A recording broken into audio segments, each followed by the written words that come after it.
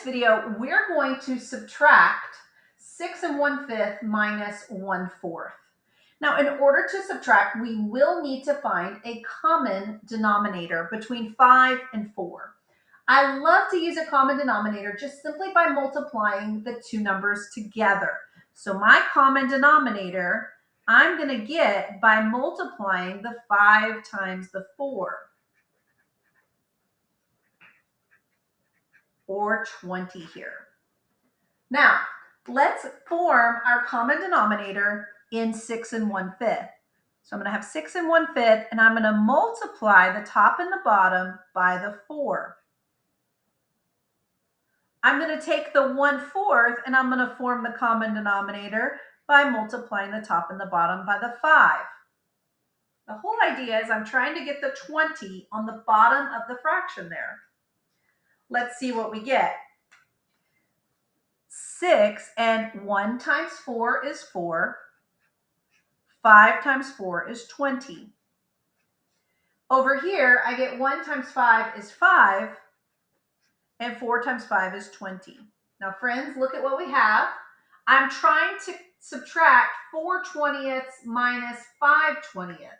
That's not going to work because I don't have enough here to subtract from.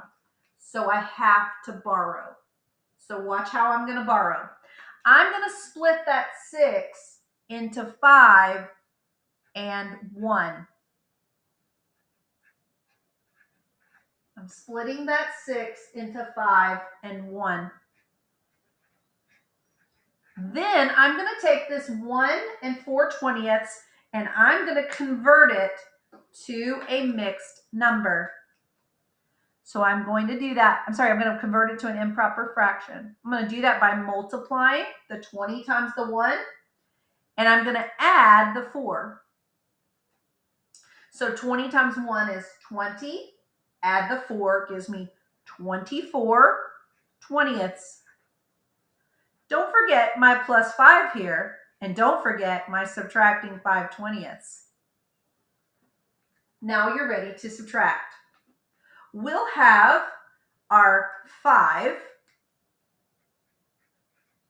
And now let's subtract 24/20 minus 5/20. I can do 24 minus 5, which is 19, and leave my 20ths. And so that would be my final answer, the 5 and 19/20 here.